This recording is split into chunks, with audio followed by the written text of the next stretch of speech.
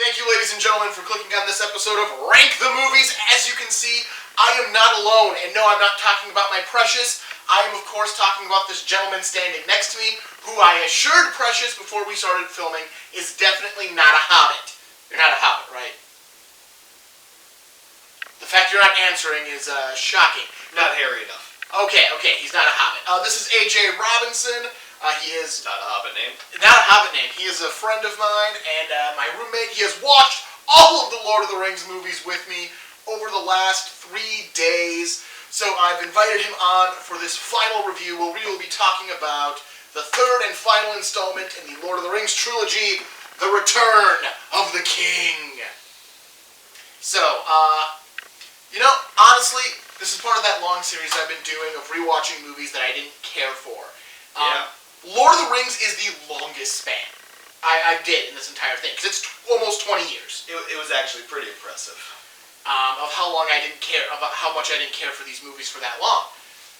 Upon rewatching all 3 of them, I can now say with honesty, they're not that bad. They're much better than I thought. My work here is done.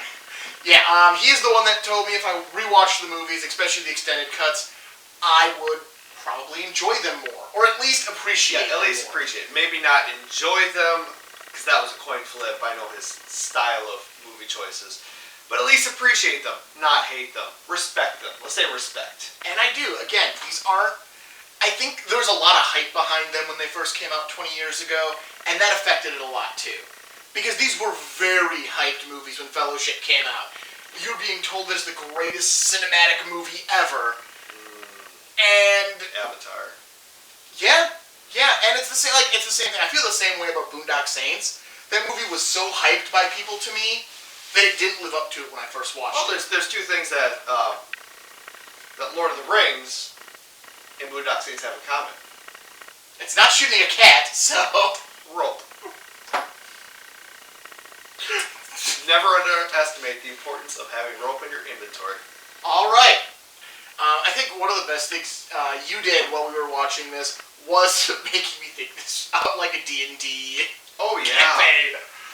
That definitely upped my enjoyment. A lot of these movies was just being able to look at them through that scope instead of the scope of these epic movies. It's the only way that a small party of 5 to 7, depending, even 3, depending on the situation, could actually get out of the situations they're in. It's true. How in the world did they go through a small army unscathed, without even a minor wound, didn't even stub their toe?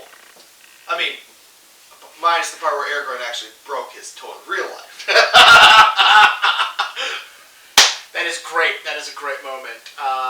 Just because that is, once you know it, it makes it so much more of a, genuine scream of pain at that moment.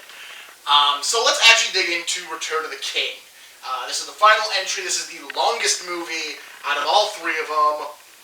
Even the theatrical version, I mean, you can just see it over there with the VHS tapes. It's 1 tape more than the other 2. A lot more intimidating when it's tapes. Oh, yeah. And you're staring at it like that.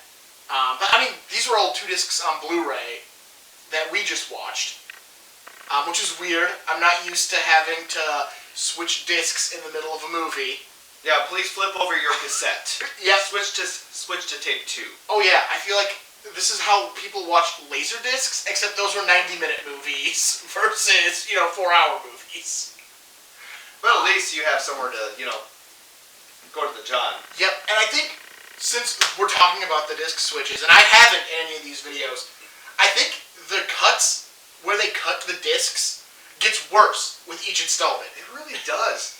And, it's been a long time since I've watched it. Not, 20 years or 18 years in this instance. 20, 19, 18. Which is actually kind of impressive. Yes. But I watched a lot of the Two Towers, mainly because I really always liked the Battle of Helm's Deep. And I had a 52-inch plasma I used to watch it on. Okay. So those dark colors and everything. Oh, yeah. Really intense detail. It pops. Yeah, but then I watched Return of the King, and I'm like, oh, this obviously they're gonna cut it. No. Okay, they're gonna cut it here. No. Surely they're not gonna cut it here. Why did they cut it here? Yep. I feel like Fellowship, it's cut perfectly at an act break. Like, it is just, they're about to go on, the Fellowship has been formed, they're about to go on the adventure, and let's switch discs. Yes. Two Towers, it's like a scene or two after a good spot. Return of the King, it's like 3 scenes after a good spot, and exactly 1 scene in front of another good spot. He reacted very negatively. I did. I reacted very negatively at the fact that it was when the fiery mouthed battering ram comes up, but you can't even tell it's got the fiery mouth yet. So maybe if it was like spitting fire, that would have been a cool spot to cut. But it says, oh, we're bringing up this other battering ram. Cut. Not like the ghosts show up and we will fight. Or Gandalf screaming, prepare for battle. Or literally the ghosts killing the pirates on the ship. Any of those would have been better cuts. So you weren't a fan of when they cut it with the giant flaming penetration? Still not the gayest thing in the movie. No, it's not. But yes, he had other words while we were watching it. He's being nice for YouTube. But yes, the giant flaming penetration. Yeah, I think they could have picked better spots. Because it's not even like they cut the movie evenly. Because even with the credits, it's still not an even cut. They could have done it. They had room to work. But yeah, moving from the technical aspects of the Return of the King Blu-ray and the other movies, the movie itself, my biggest problem with Two Towers is I feel like Frodo and Sam have no arc worth the time given to them. Yeah, Clerks has a point. They literally walk. Yep. In the first one, they're running away from stuff. Yep. They're in the midst of the Fellowship. It's falling apart. There's the tension and the turmoil, and you have the innocence of some characters and the slow, unwilling corruption of other characters come out. Return of the King, you kind of at least have Gollum to balance things out with them, and you could see really the allegories to the scriptures and the fighting of the internal battle of sin and temptations. But Two Towers, they literally walk. They're walking. And at least in Return of the King, they're making forward progress onto their goal, which is to get to Mount Doom. Two Towers, they get to the gates of Mount Doom. Gollum goes, no, we can't go this way. Then they side quest for the rest of the movie. Which is fine. Side questing is fine. But they're not making any forward movement on their actual goal to get to their destination. Instead, they're side questing for the latter part of that movie. At least in this one, it's all forward motion. They're getting to Mordor, and they make their way to Mount Doom, and it's that straight shot. And you get everything else, all like the beautiful stuff with Minas Tirith going on in there. What was that flinch for? Minas Tirith. Whatever. Gondor! I'm gonna call it Gondor. You're actually doing very good. Thank you. You get all that. You get that great battle scene that's there, because that is a really nice battle. Again, you get some really funky, can't even think of the toy I'm thinking of, but Plastic Man Legolas. Oh, the creepy wall crawlers that you throw. I feel like that's how that CG Legolas. Spider Elf. Yeah, Spider Elf does whatever Spider Elf does. Yes, he does. Because again, it's that same bad CG of him getting on the horse, of him climbing up the giant. I can't remember what it's called. The elephant, but it's like Oliphant. Oliphant. It's elephant, but it's not. The giant Oliphant. It's that same bad CG Legolas going on there, which probably was the worst. I mean, I think the close-up of the trach was pretty bad too, but that was just bad CG of the time. Yeah, that just didn't age well with time, but it's forgivable. Yep. I remember watching bad CG Legolas, and also in the second movie. They were bad then. Yeah. Oh yeah. Inexcusable. Yep. Oh yeah. No, and that's just it. It's you can forgive bad CG that didn't age well because it looked good at the time. We bought it at the time. But then you look at the CG that you didn't even buy at the time. Like you mentioned Space Jam when we were watching it, and that's like that CG looked bad then with Michael Jordan and his arms stretching or being turned into the basketball. It looked bad then. It still looks bad today, but you accept it with the rest of the movie. But the thing is, with The Lord of the Rings, you expect a certain quality. Yep. And if it doesn't even look good on VHS... No, that's true. Like, I couldn't watch it on a Game Boy and be impressed. You might be able to. I'm not sure if that was one of the ones put on Game Boy. I know Shrek is on Game Boy Advance. The movie. I hate that you know that. With Shark Tale. It's a 2-pack. I learned that from other YouTube channels. I want to go shopping. You want to find that? Alright, I was going to make a point, and then I got tangented on Game Boy Advance. So, what was your view on the strengths of the extended cut over the original cuts? Obviously, having not seen the original cut in umpteen years. Yep, I'm gonna say, again, I'm not sure exactly what's new and what's different. I know everything, the entire dialogue between the new Fellowship, I'm gonna call them, and Saruman and Isengard. I know all that was not in the theatrical because I know Christopher Lee was completely cut out of it. I liked that. That was great story and character building, and it was really like I was sitting there going, why was this cut? Why did you get rid of this? This has, you see growth. You see Aragon is even in that scene starting to take more authority over the rest of the group. You get Gandalf showing that he is more powerful than Saruman physically because the first time they meet in Fellowship, Gandalf gets his butt whooped. Saruman wipes the floor with it. And now it's a complete reversal.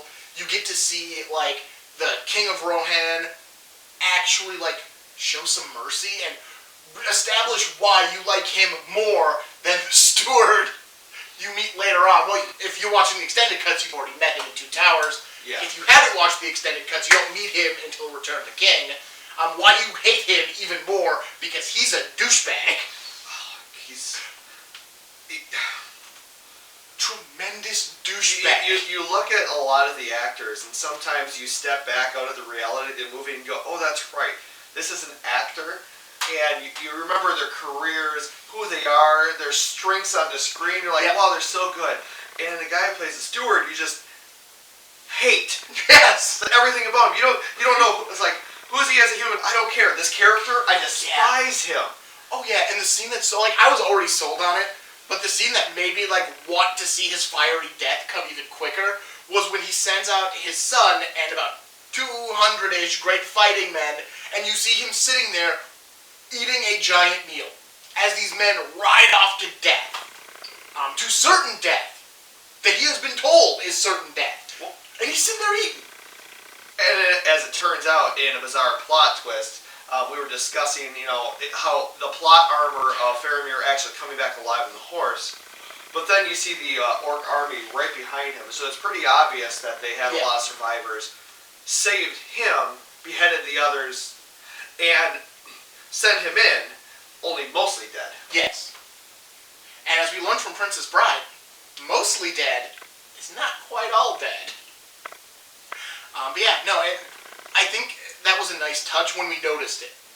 And it was a good tactic by the orcs. Yeah. Again, but if you're not, really paying attention, I don't even think we were paying that close of attention. It just kind of... Yeah, it just organically happened. It was organic critiquing. I'd never noticed it before. Yeah.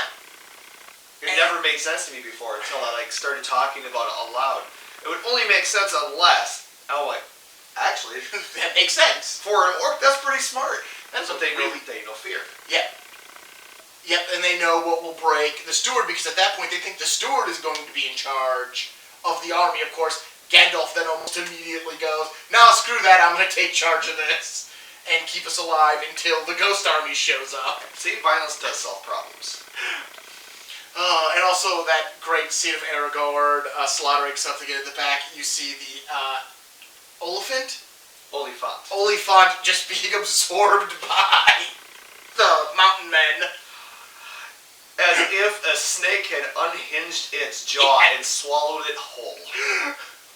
It was a good moment. It was just in the background. It's like, oh man, that's some great detail in the background. And again, it's one of those things. This is a movie. I remembered my statement I was going to make earlier before we got on to Space Jam. Good on you. So I'll make that one in a second. But it's one of those nice things that you can see. This is a movie that had piles of money tossed at it, and it did stuff with that money. Yeah. Now, to backtrack to the statement earlier, we did not see the same shots of trees getting felled in this one. They did not reuse that footage for the umpteenth time. Yeah, I thought there were more. Right at the beginning, you saw the tree being ripped into the hole. Yep. You know, there's kind of that little glimpse. I was expecting a lot. It'd been such a long time since I've seen it. I forgot it's basically a cold open. Yep. Minus the backstory to Smeagol and his becoming Gollum. Yeah. I forgot it was kind of a cold open to the nice extended cut. Yep. The character development. The fall of Saruman. Yeah.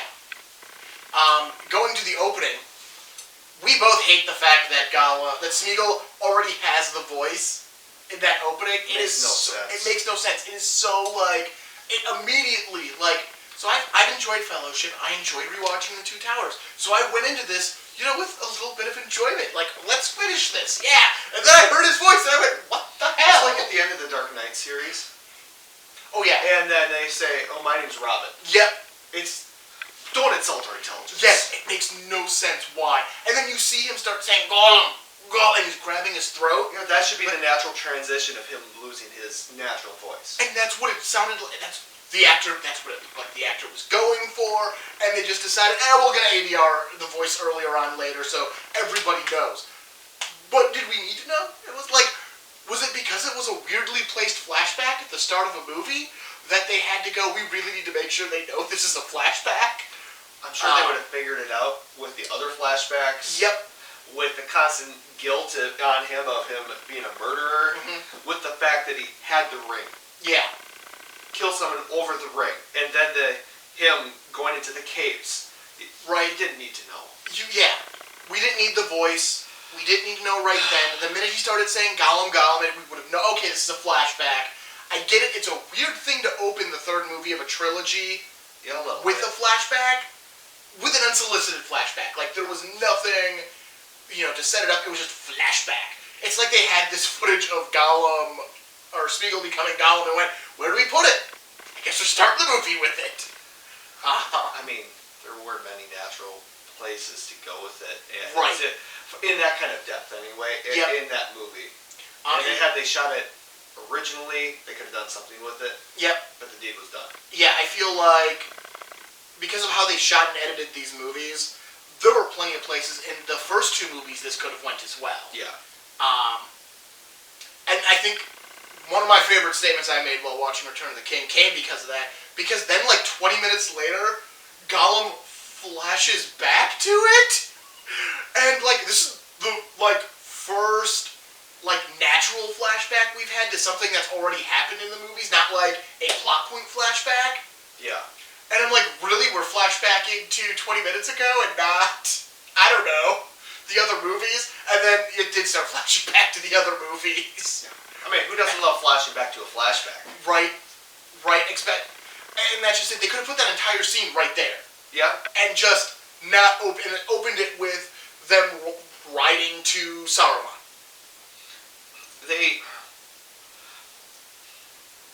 If they would have had a good narration leading into that flashback later on, they would have snuck that in somewhere. Yep. Could have been pretty good. Could have been. I'm honestly surprised that that they didn't use a narrator for these movies. You're right. You know what this movie needed? Some Morgan Freeman. Oh man, that would have been quality. That would have been quality narration. But I think the movies work without it. I'm just surprised with how much there is to this. That they didn't try to utilize narration, like Frodo narrating it like he was writing his book, which I think is hilarious that it's entitled The Lord of the Rings at the end. Yeah, considering the fact that the book The Hobbit becomes There and Back Again, a story about Bilbo Baggins, and then they just go right on the nose of The Lord of the Rings, which of course I don't know if that's actually what it's entitled in the trilogy itself, so it could be accurate, even if it is. It's a little too on the nose. Yeah, I feel like with Tolkien making Bilbo's book There and Back Again, A Hobbit's Tale, that if Frodo writes something in the book, either you don't know what he called it, or it has a different name.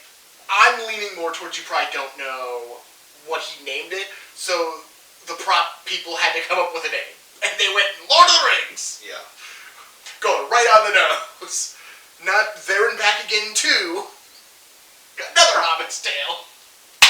You know, considering his role and the emphasis, especially when they get to the boat, and it's all different ring bearers, minus the one we don't actually know. That ring might have passed on from the elf who fell in Helm's Deep. Yeah, I and don't know that ring possibly got passed on. You don't actually know.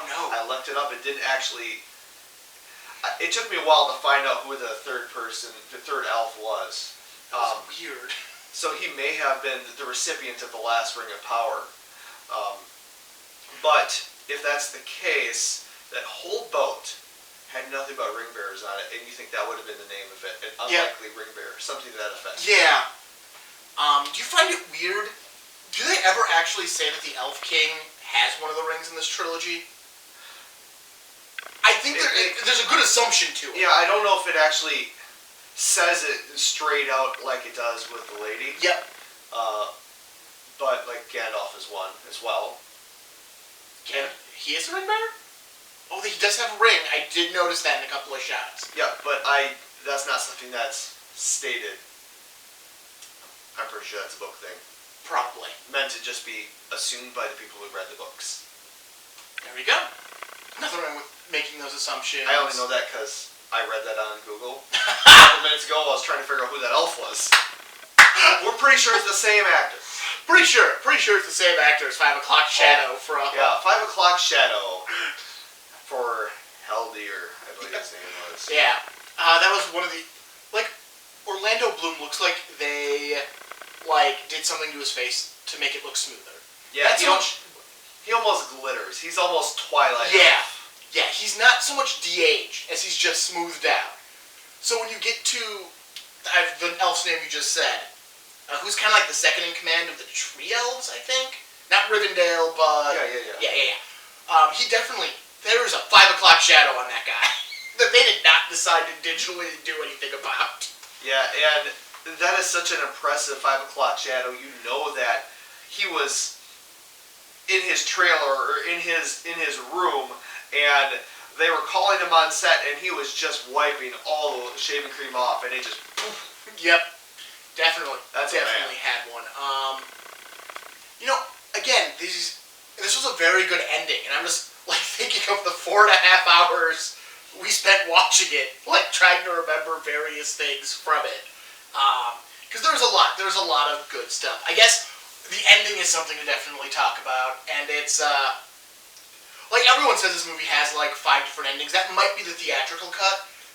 The extended cut, there was only one cut to black that bothered me because it was too long. Otherwise, it felt like a normal ending. Past that. Yeah, I kind of got what you meant when you said it originally. They should have cut to black and done a slow, central fade to white, as if they were coming out of their consciousness as they're being taken out. Yeah, but otherwise, because it's Frodo and Sam are on the rock, and all hope is lost. They say their goodbyes. Hard cut to black for about 20 to 30 seconds. That's the problem, is that it's 20 to 30 seconds of a hard cut to black before it hard cuts back to them on the rocks and Gandalf flying his eagle. Eagle! Scrub's just popped in my mind.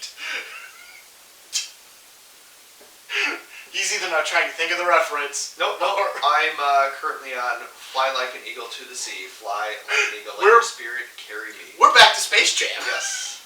We've circled back. And then there is another cut to black, but it's another shorter one. Yeah. So it's the way you would actually expect the cut to black after they're done celebrating Frodo not being dead and remembering everyone's name but Legolas. He does. Poor Legolas. Go back. Legolas is the Chewbacca of this movie. Frodo either verbally says or mouths everyone else's name but Legolas. It's amazing.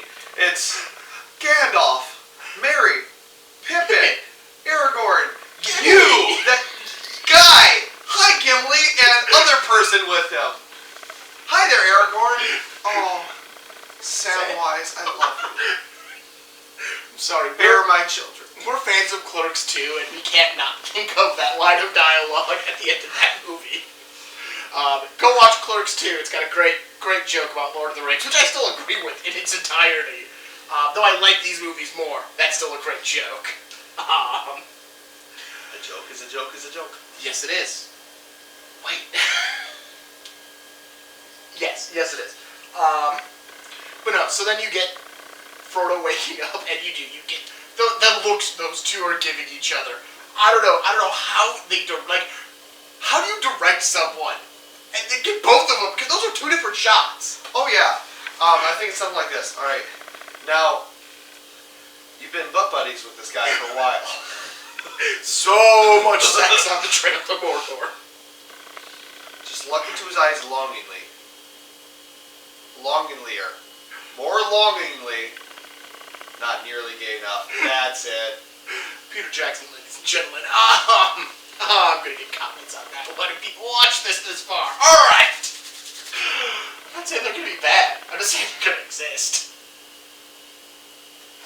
But I don't edit, so it's all staying. But yeah, and after that, Aragorn is finally crowned king. It's good to be the king. It's good to be the king.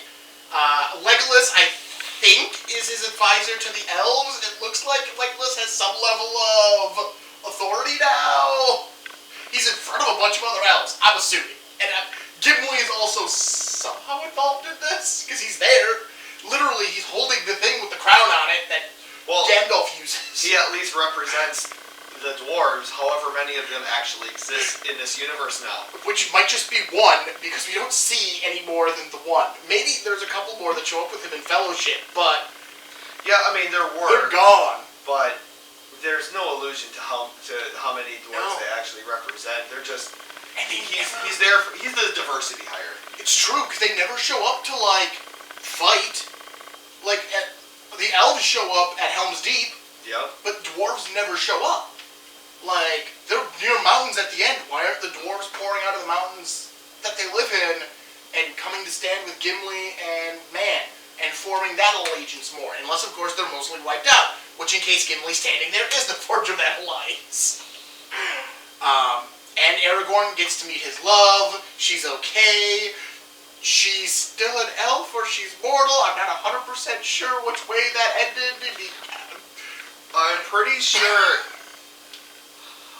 I'm fairly certain that the extent of her being mortal was her dying as Sauron gained power. Okay.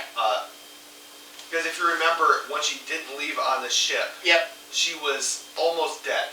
Yeah. And Sauron actually had that flex.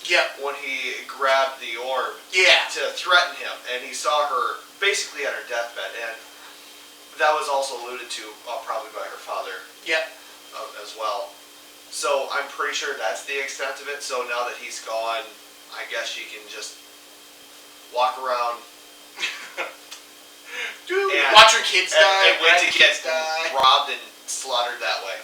Maybe. Suicide's an option. Yeah, of natural causes. Natural causes. Because when you commit suicide naturally, you're dead. Yes, that is true. That's true. He's not wrong. Then they all bow to the hobbits. They all get down on their level. They just want them to see things eye to eye.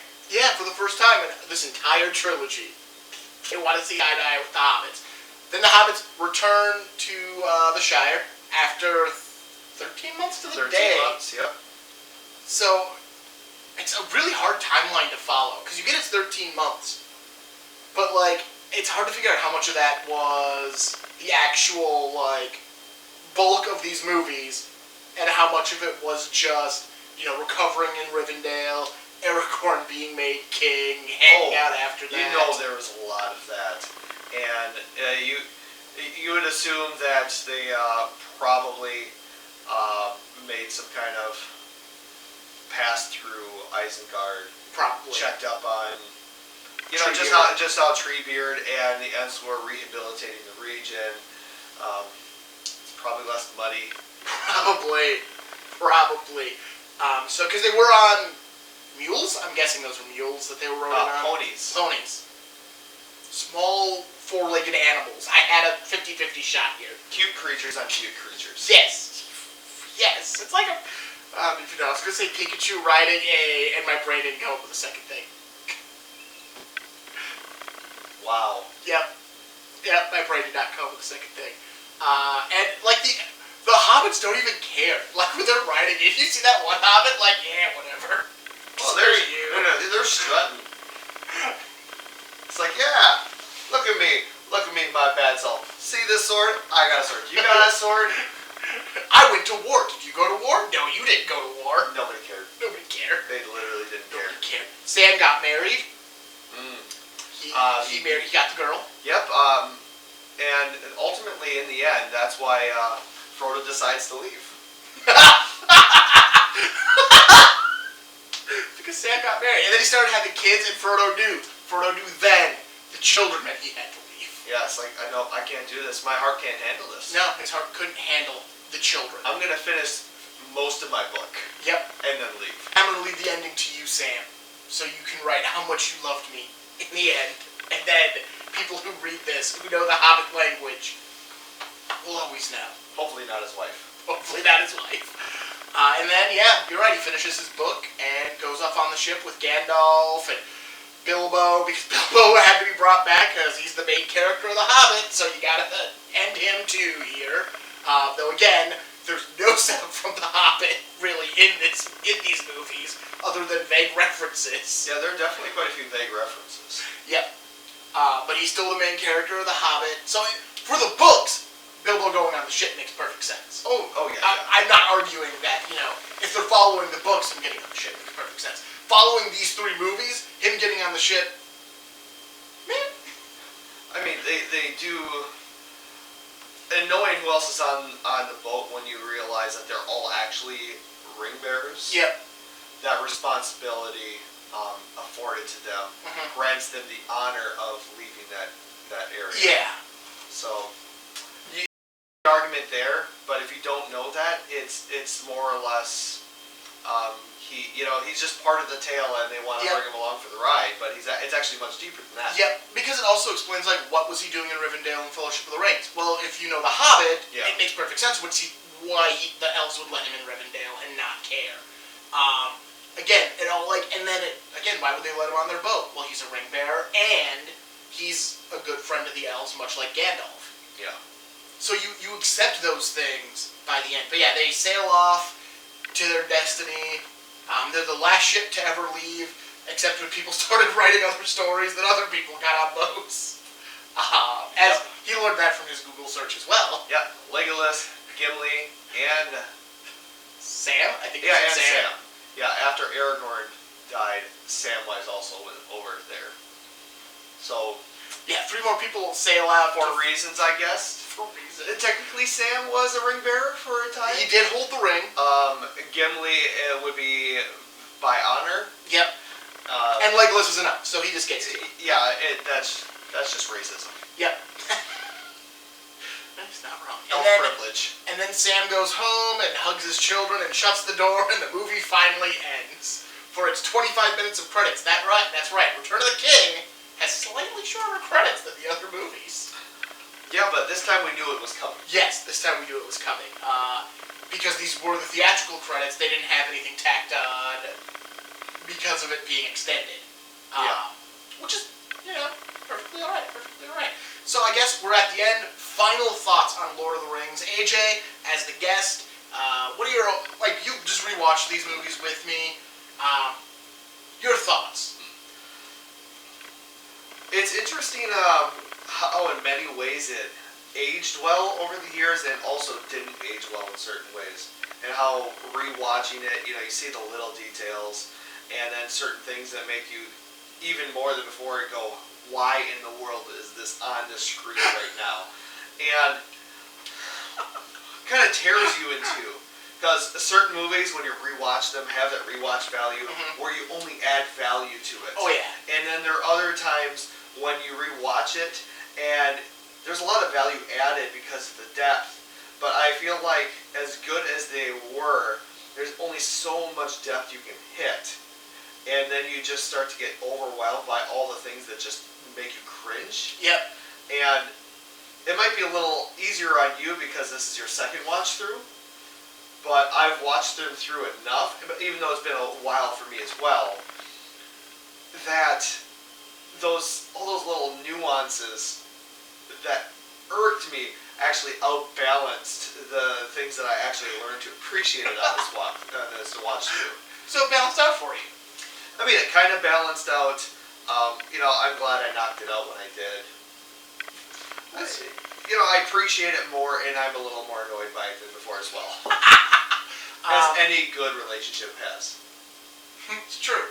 My overall, like I said, I liked it better. There's a lot more to these movies that when I watched it when I was, between 14 and 16, back, when they first came out, I didn't care about movies. That definitely in these rewatches, I caught, and I understood them more. Plus, I'm a little more into fantasy. I don't think I really was into fantasy movies, or like this type of fantasy. Oh yeah, or that's D&D. a huge genre. Yeah. If you're a sci-fi guy and you don't like fantasy, to make that transition to fantasy is a hard step. Yep. So I think, and now as I've gotten older, I've gotten to appreciate this type of fantasy and Dungeons and Dragons and all that stuff more. So again, there was more for me to grasp onto now that I'm older. I can definitely say I would never, again, openly say, well, I hate the Lord of the Rings movies. Because now I can appreciate them. I can appreciate them for what they are. I can see why people really like them. I still might look at someone weird if they say, well, my favorite movie, and then they say any of these three movies.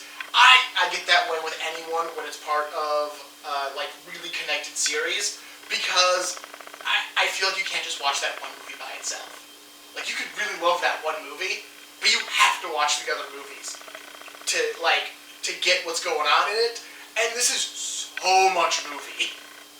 Like, not even the extended cuts, just the regular cuts alone still are, 7 to 8 hours? Yeah. Because these are 12. So, yeah.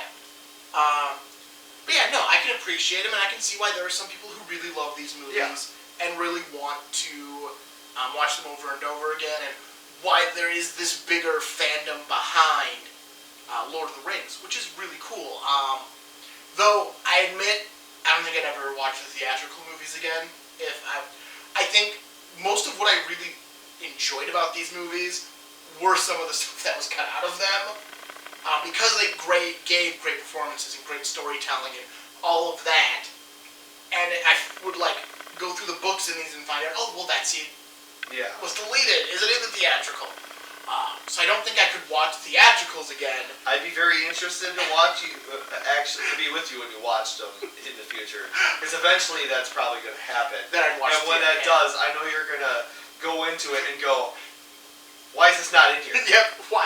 That was actually a good plot device. It told the story really well. That these character flaws or character strengths don't make sense anymore. Yep. Oh, it'll probably happen. And we could. I got those VHS tapes right over there. And I got a VHS player. AJ, we could start this right. No, we're not. We're not doing that. I'm not even got us right in the face to finish that statement. To finish that statement. Nope, I got it. All right. I was about to walk off camera. That would have been expected. All right. Now, we also recently, within the last year, watched the animated movies. Oh, yeah. Hobbit, Lord of the Rings, and Return of the King. I feel like this is a stupid question. Which one's better? Which 3-movie set is better? Well, I feel like it's a stupid question. I have to say, naturally, the actual live actions are going to be substantially better. Yep. But you have to appreciate the diverse artistic and directing style of the animated. Especially the Lord of the Rings, where it's got the rotoscope going on. Yeah. Oh yeah. 100%. And sometimes it's actually kind of intriguing. Yep. And other times it's super cringy and you fall asleep. Oh yeah, I honestly was more bored by the animated Lord of the Rings than I was by the live action. But the musical numbers. Oh yeah, that was Return of the King. The Return of the King. I made that joke too many times from the Return of the King. Look this up on YouTube. Where there's a whip, there's a way. Mm-hmm. I made that joke so many times throughout these movies and really, truly geeked out when we got to Return of the King. As much as he made that joke, we might as well just rename it Where There's a Quip, There's a Way. Yep. Where there's a quip, there's a way. When that moment actually happened, I geeked out so hard because it was that perfect moment where they could have just played the song there, and it would have worked. So those of you who actually know Martin, think about that. He geeked out over Lord of the Rings. That is true. I did. I geeked out over Lord of the Rings. I think that's a great place to end this video. That I geeked out over Lord of the Rings. So I kind of just dropped the whole. This was my precious angle. I've been doing for 3 videos now. So I guess I had no conclusion for this anyways. I hadn't figured that out yet. So we're done with Lord of the Rings. I am done watching movies I didn't care for and coming back to them because at the end of the day, I watched 7 of them. Yeah. Only 3 of them turned out to be better.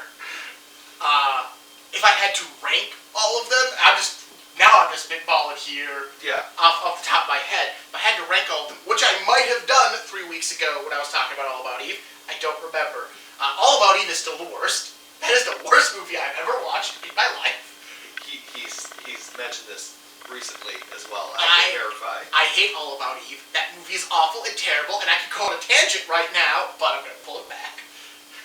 Don't digress too much. Then I'd move on to Chronicle. Chronicle is still awful. That movie is still very bad. Very, very bad. Although I do not mind watching that guy get in spirit at the end. That's probably the best part of that. It is. But the ride isn't worth the destination. No. The ride is not worth the destination. Movie 43, because that's just a bad... Like, how do you have that many big-named actors and make such a bad movie? And make such bad comedy? That's a lot of money That to is. spend on something that bad. That is. Then is one I'm sure you haven't seen is The Savages. I have not. It's an Oliver Stone film. I think I don't like most Oliver Stone films. I like JFK. Natural Born Killers isn't bad. I can't think of another Oliver Stone film I actually like. So it might just be I don't like Oliver Stone films. But it's really bad. It's about pot dealers who share a girlfriend and she gets kidnapped by Mexican pot dealers. 2 pot dealers who share a girlfriend, yes. How many Mexicans are we talking about? Lots of Mexicans. One of them is Benicio del Toro, and another one is Selma Hayek. Are they? Do they befriend her? There's no befriending. Oh, I was wondering how far she was going here. It also has a false ending. You get the big action shootout ending, Yeah.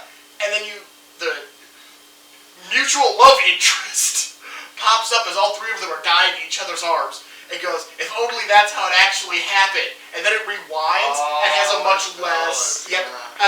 less, epic ending. So Savages would be next. Then I'd go San Andreas because that's a bad movie, but that's fun bad. Like you can make fun of that bad. It's a disaster movie that for some reason needs 4 disasters. Which in itself makes it a 5th disaster. Yes, that is true. Then I think the Lord of the Rings movies, and they would go in ascending order, Fellowship. Chronologically. Yeah, chronologically. Fellowship, 2 Towers, and Return of the King. I think they get stronger as they go. I really do. They definitely find their niche. And even talking about the trilogy with you before, the one nice thing that really stops to break up the monotony of the slow, tedious, just... We're going here and this is happening, we're going here and this is happening, we're going right down the middle and it's going to be us walking for a lot, is the comedic relief that's really not found in the first movie. Yeah. It's so rare. It is. And in the second, they do a really good job and they really build upon it in the third. And it just makes it a much more fun, watchable experience. They learn from their mistakes as they went. It was a very enjoyable ride to go on with those 3 movies. So that's great. So starting next week, come on back. AJ won't be with me, which is sad, but hopefully I'll find something that we can watch together and do this again at some point in the near future. Oh yeah, I'd love to break out my black blazer and sweatpants again.